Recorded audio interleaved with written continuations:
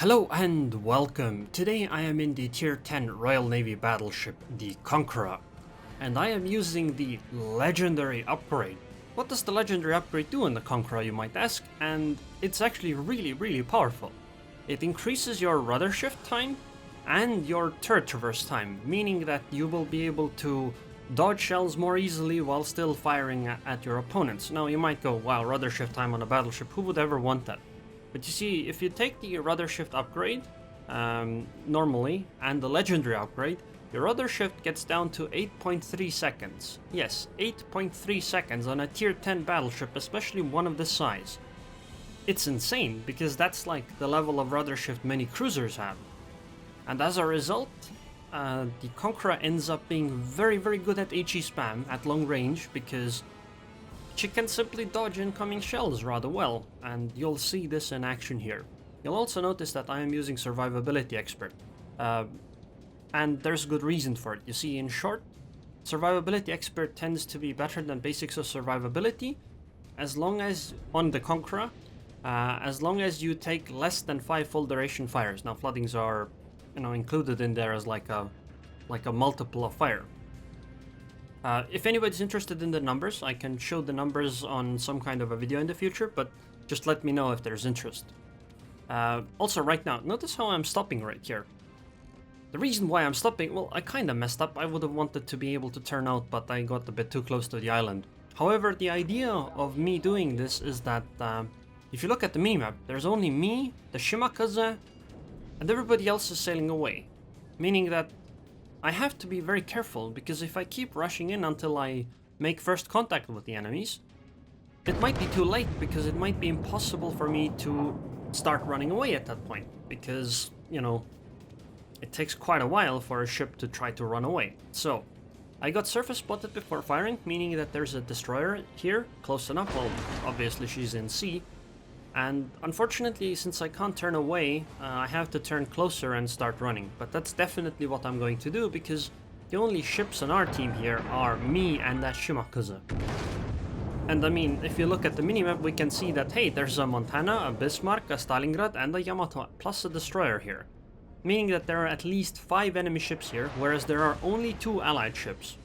Although it does seem like the friendly Moskva is turning around and coming in, but that's still 3 versus 5, meaning that we would definitely lose that fight in the long term. However, that's good for us, because it means that there are 9 allies elsewhere on the map that are fighting 7 enemies. Actually, since there's a Hindenburg there, there's actually 6 enemies here, meaning that,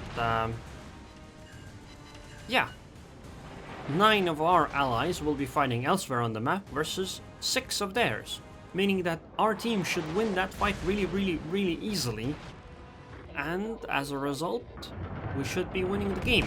So all I have to really do is just keep falling back and deal some damage while I don't die. Oh look, I think Stalingrad is firing at me, so I am trying to dodge. And as you can see, look at this. Okay, no, I think Stalingrad didn't fire at me. But you can see how well I can dodge, right? Like, the ship is really maneuverable. And I'm gonna start shelling the Stalingrad because she is a cruiser. And she has less HP, meaning that dealing 1000 damage to that Stalingrad is worth more than dealing 1000 damage to that Yamato. And on top of that, I don't like shooting the Hindenburg, Bismarcks, etc. might be a better idea, but I would have to turn my ship too much to do that. I would have to basically show broadside to that Yamato over there. Yes, she's at long range, but that's still scary. And even at 18 kilometers, even a Stalingrad shells take quite a while to get there. So, it's possible to dodge, but honestly, I'm okay with taking damage from the Stalingrad. My main priority was not to take too much damage from that Hindenburg and whatever combo is over in that direction. And as long as I don't take too much damage from the Stalingrad, it's okay. And honestly, Stalingrad is not exactly the best DPM ship in the game. She might have a lot of things going for her, but DPM is not exactly her strong suit. And to top that off, I'm a Conqueror, meaning I still have my super heals, so I think I'm fine in this fight. Okay, I'm gonna slow down, because there's no need to keep getting further and further away. And shells coming in, which entirely missed because, hey, dodging is overpowered, okay? WASD hacks right there, and that Yamato just got completely outplayed. Meanwhile, we can deal damage in return. Oh, Stalingrad did not fire on me. Well, let's try to take a good final shot in before she goes behind the island, and let's do a follow-up on the Yamato. Oh, I got another fire on the Stalingrad. That's very nice. Oh, and apparently the Yamato has got frustrated with firing upon me because she is targeting other ships now. I guess that's a good choice considering how difficult it seemed to be for her to hit me for significant amounts of damage. Or, not significant amounts of damage, but to be able to sink me. It would be very difficult for her, so it might be better to simply go for other targets. Now remember how I said that our team should be winning? Well, unfortunately our team is not very good.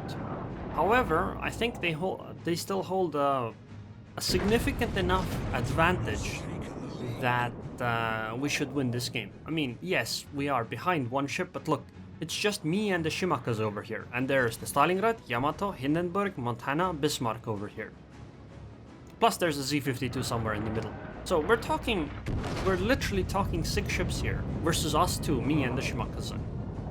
Whereas on the northern side, if you look, you see a Vanguard, Grossa Kurfürst, Moskva, Amagi, Daring, Shimakas, and Zhao against the Shimakas of Moskva, well, no Shimakas anymore, Gearing and Minotaur, and there won't be a Gearing soon either. So we are definitely winning the A fight, it'll just take time.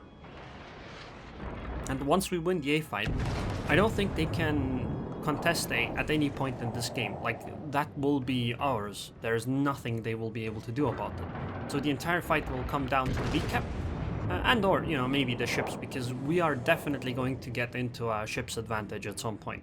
Because that Moskva is gonna go down, and I doubt she's going to take anybody with her. And perhaps even the Minotaur. And I mean, look, I'm at 71k HP, I still have 3 of my heals left. And look, I mean, some of those ships have taken quite a bit of damage. I've done 90k damage already so far. So it's not like I have even been negated from the game, it's just that I'm not going YOLO.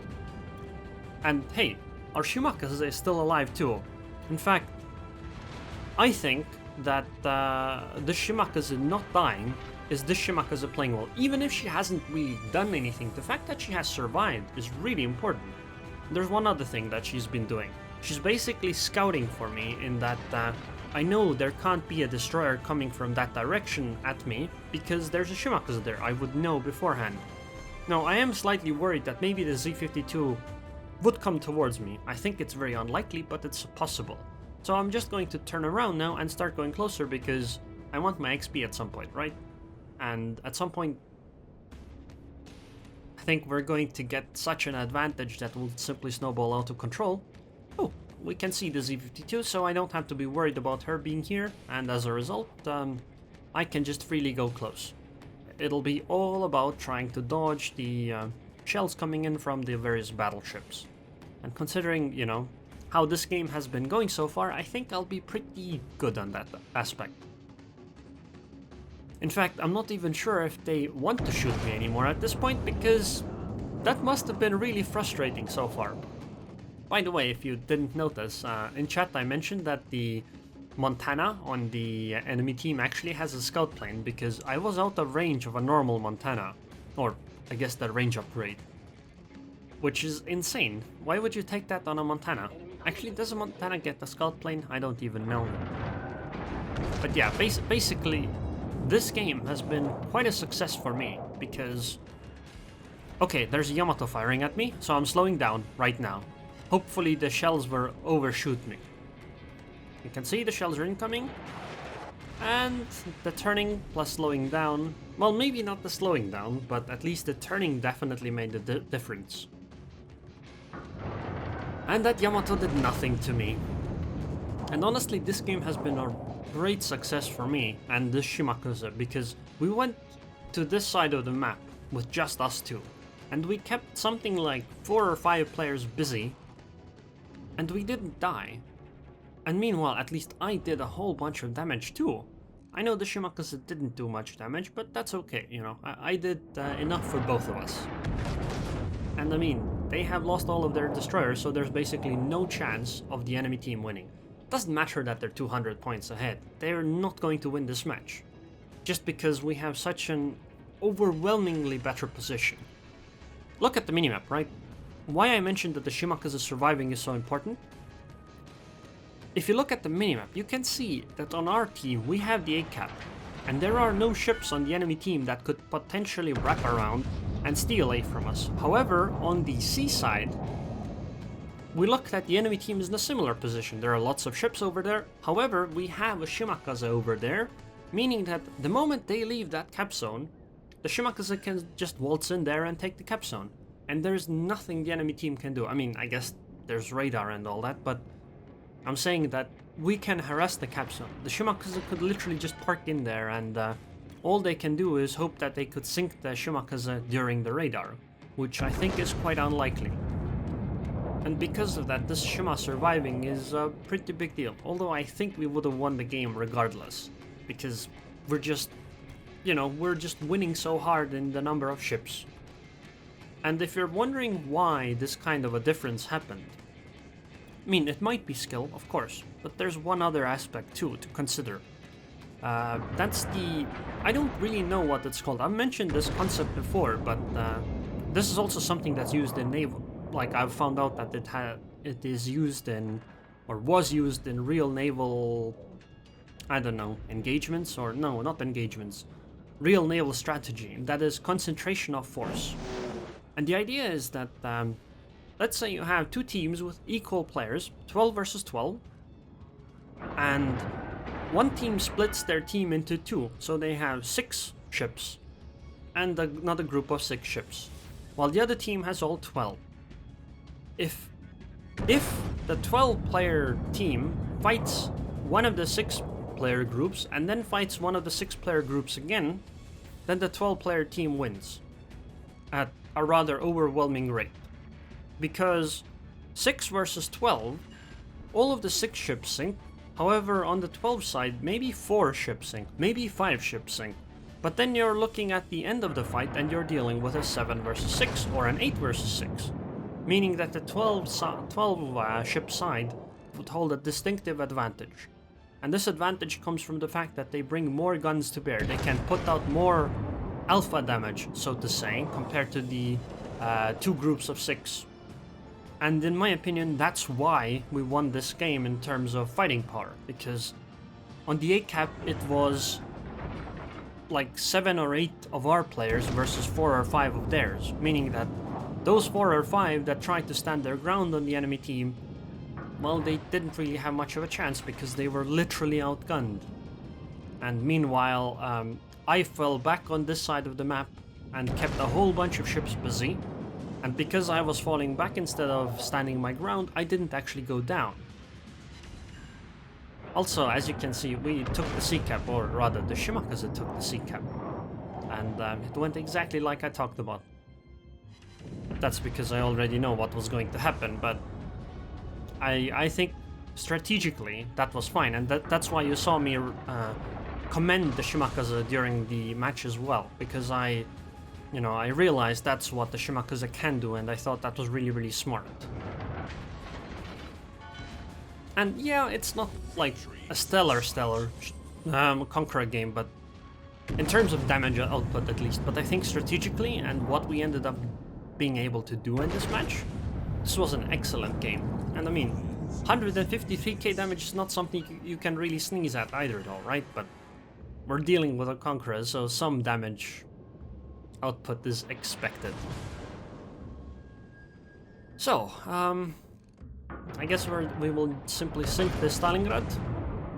Honestly, Conqueror is pretty good against the Stalingrad. The magic armor doesn't do anything against the HE spam, and we're still dealing with a, full-blown battleship. So it's not awful. Probably, like, it's not something you would do in a clan battle, I suppose, but random battles, no problem. Goodbye. Okay, this is a bit of a tricky situation because the Yamato is probably going to fire at me, because I am full broadside, so I need to start turning in slightly. Although that can still be scary, because Yamato can overmatch my bow. Yeah, that hurt 15k damage, but it could have been a lot worse. And now Yamato is gone. Although maybe Ram? Yeah. Okay, that's very well done by that Yamato. Kinda not well done by our Grosso Kurfürst, but then again, I suppose the Kurfürst went, well, I can't hit anything else in this match at any point anyway, or likely won't be able to hit anything anyway, so I might as well take the ram damage. And so I'm going to compliment Yamato because that was a very good last-ditch effort. And now it's simply time to mop up the floor with that Montana. I mean, she's... You know, if you look at the match ending here, it's only me and the Vanguard plus the 2 Shimakases left. Yes, it's unwinnable for the Montana. 2 Shimas versus 1 Montana? Absolutely no way. But, I mean, if I had gone down, if that Shima had gone down, this could have easily been a lost game. Because it's not guaranteed that this Vanguard plus Shima would have been able to deal with the Montana on time. Especially since we probably wouldn't have had the C cap, and they might have even been able to hold on to the B cap. Oh my god, so many torpedoes. Oh well. And there it is. Too bad I didn't break 200k. It was rather close, but not quite there. I mean, I think this was an excellent game. Like, not in terms of like sinking many ships, but it was an excellent game in terms of strategy. 199,954 damage, 36,570 XP, 30,217 base XP, 22,052 base XP. And hey, look, our daring also did rather well, and wow. The enemy team actually had some players that performed really well, so I complimented them, but unfortunately the rest of the strategy and team didn't quite match up. And here you can see my all of my flags and first wins of the day stuff, etc. I mean, I literally didn't take any combat flags, they were all XP flags, all of them. So I didn't have anything that boosted my combat capability. Anyways, hope you guys enjoyed this video. I would like to thank the Patreons on Patreon. Thank you very much for your continued support, Kablamo, and I hope I'll see you guys next time.